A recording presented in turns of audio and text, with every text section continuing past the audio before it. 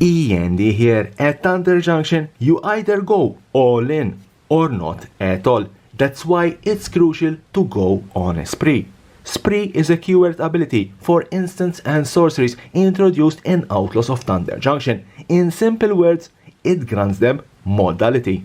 Spells with spree have several effects, each with an additional cost. This means that the same card can have a very cheap and low impact effect or a more expensive high impact effect.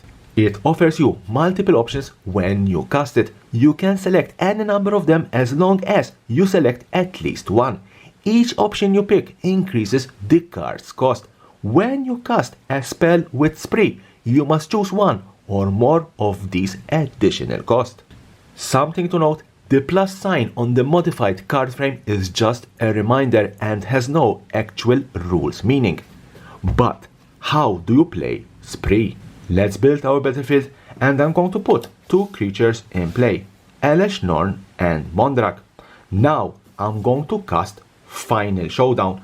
To cast Final Showdown, I need to pay 1 white, and I have to choose 1, 2, or 3 additional cost. Each mode can only be chosen once. In my case, I can choose to add 1 generic mana and all creatures lose all abilities until end of turn. Or add a generic mana and choose a creature I control to give it indestructible until end of turn. Or 3 generic mana and 2 white mana to destroy all creatures. But spree give us more options. I also have the option to choose more than one mode. Therefore, I can add 2 generic mana and all creatures lose all abilities until end of turn, and the creature I control gains indestructible until end of turn.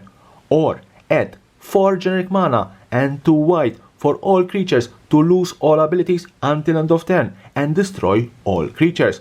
Or add 4 generic mana and 2 white to give a creature I control indestructible until end of turn and destroy all creatures.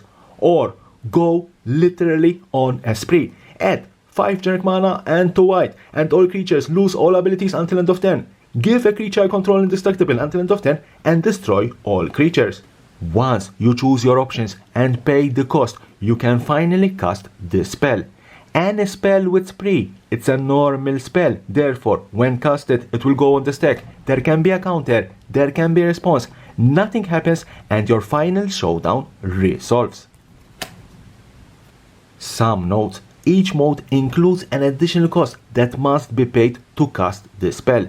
You cannot cast the spell and afterwards choose your additional cost. You must first decide your spree options, pay the relatively mana cost and cast.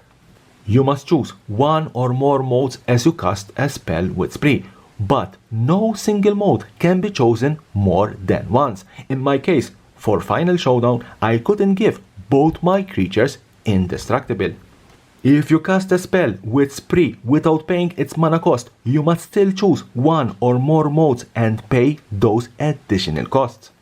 No matter which modes you choose and which additional cost you pay, the mana value of a spell with spree is based only on its mana cost.